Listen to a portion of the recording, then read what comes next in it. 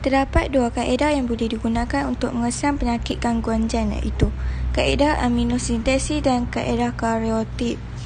Kaedah ni digunakan untuk mengesan sebarang keabnormalan pada kromosom. Hal ini untuk mengesan sebarang penyakit gangguan gen lebih awal.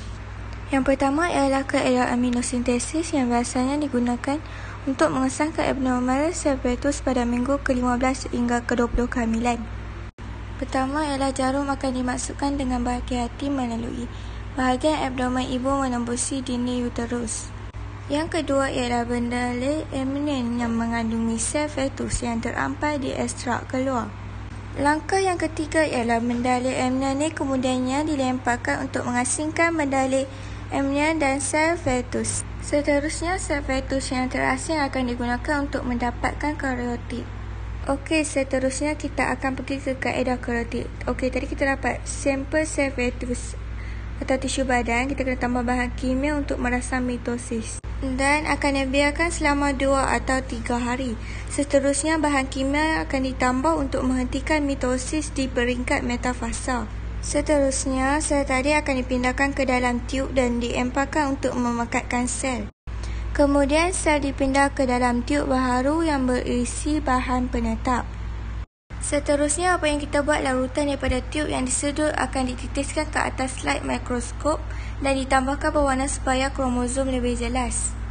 Seterusnya, slide tadi akan diperhatikan di bawah mikroskop dan diambil gambarnya.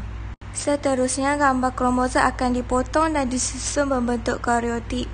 Karyotit ni digunakan untuk mengesan sebarang keabnormalan pada kromosom untuk mengesan sebarang penyakit gangguan gen. Seterusnya, kita akan tengok pula aplikasi penyelidikan genetik dalam meningkatkan kualiti kehidupan. Antara penyelidikan genetik yang dapat meningkatkan kualiti kehidupan manusia ialah sains forensik, terapi gen dan genealogi genetik. Yang pertama ialah sains forensik. Sains forensik ini adalah satu daripada bidang sains dan teknologi yang menjalankan kajian tentang penyiasatan jenayah dengan mengenal pasti dan mengesahkan kronologi sesuatu kejadian berdasarkan bukti-bukti saintifik yang diperoleh. Sains forensik memainkan peranan penting dalam sistem perundangan dan menyediakan maklumat berasaskan saintifik melalui analisis bukti fizikal. Yang kedua ialah terapi gen. Terapi gen ini merupakan satu teknik yang masih dalam peringkat eksperimen bertujuan untuk membaiki gen-gen mutan yang menyebabkan penyakit seperti cystic fibrosis, hemofilia dan anemia sel sabit. Okey, sekarang kita akan tengok proses terapi gen. Yang pertama, sel stem dikeluarkan daripada pesakit. Seterusnya, gen normal dimasukkan ke dalam virus. Apa yang dibuat? Virus yang termodifikasi tadi akan dicampur dengan sel stem pesakit. Seterusnya, sel stem pesakit berubah secara genetik. Sel yang berubah tadi akan disuntik ke dalam pesakit. Seterusnya, sel-sel yang diubah secara genetik menghasilkan protein atau hormon yang diingini. Akhir sekali ialah genealogi genetik. Genealogi genetik ialah kajian pengumpulan genetik untuk menentukan salah silah atau sulur galur tentang keluarga, keturunan atau sejarahnya. Ujian DNA digunakan dalam kajian ini. Okey, kita akan tengok pula kesan penyelidikan genetik terhadap kehidupan manusia.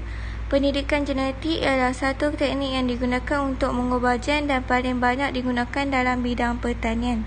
Terdapat beberapa kebaikan dan keburukan penyelidikan genetik yang telah timbul disebabkan sifat manusia. Teknologi kejuruteraan genetik. Kejuruteraan genetik ialah istilah yang digunakan kepada pengubahsuaian genetik sesuatu organisma. Kejuruteraan genetik telah mula diperkenalkan sekitar tahun 1971 hingga 1973 dan dikenali sebagai sains kejuruteraan genetik. Yang pertama ialah teknologi DNA rekombinan. Maksudnya ialah teknologi yang menggabungkan dua spesies yang berbeza untuk menghasilkan satu genetik baharu. Sebagai contoh, DNA dari tumbuhan boleh dikombinasikan dengan DNA bakteria atau DNA manusia dikombinasikan dengan DNA daripada kulat untuk mencipta DNA hybrid. Pembuatan insulin melalui teknologi DNA rekombinan. Pada sel pankreas manusia, DNA dipotong menggunakan enzim pemotong. Seterusnya, DNA plasmid akan dipotong menggunakan enzim pemotong. Kemudian DNA rekombinan dimasukkan ke dalam sel bakteria dan bakteria rekombinant mengganda dan di dalam tangki penyampaian, kemudian berlaku pengekstrakan dan penurunan insulin manusia. Organisma termodifikasi genetik GMO. GMO ialah genetically modified organism, iaitu organisma tumbuhan, haiwan, bakteria atau virus. Menggabungkan gen daripada dua spesies yang berbeza malahan boleh dilakukan dengan menggabungkan gen haiwan dan gen tanaman atau gen bakteria untuk menghasilkan organisma termodifikasi genetik GMO dengan ciri baharu yang tidak mungkin boleh dihasilkan melalui proses persilangan tradisional. Seterusnya, organisma baharu yang terhasil ini akan menghasilkan beberapa perubahan khusus yang diperlukan untuk tujuan komersial serta menjadi organisma baharu seperti tumbuhan memiliki ciri baharu seperti saiz yang lebih besar, nilai nutrisi yang tinggi dan tahan terhadap serangan serangga perosak dan penyakit. Contoh tanaman yang pertama mempunyai rintangan terhadap herbisida adalah kacang soya, tomato dan padi. Kemudian contoh tanaman yang kedua yang mempunyai rintangan terhadap haiwan perosak adalah ubi kentang dan kapas. Contoh tanaman yang ketiga mempunyai rintangan terhadap penyakit adalah betik, ubi kentang dan jagung. Kebaikan teknologi kejuruteraan genetik. Pertama, menghasilkan tanaman dan ternakan yang berkualiti. Yang kedua, menghasilkan tanaman yang lebih banyak dan memerlukan masa yang lebih singkat untuk tuaian. Yang ketiga ialah penghasilan insulin dan enzim daripada bakteria yang boleh membantu kesihatan manusia. Keburukan teknologi kejuruteraan genetik. Yang pertama, pengubahsuan genetik mungkin digunakan secara tidak beretika seperti membuat senjata biologi yang boleh membahayakan manusia. Yang kedua ialah menghasilkan organisma yang mempunyai daya tahan yang tinggi.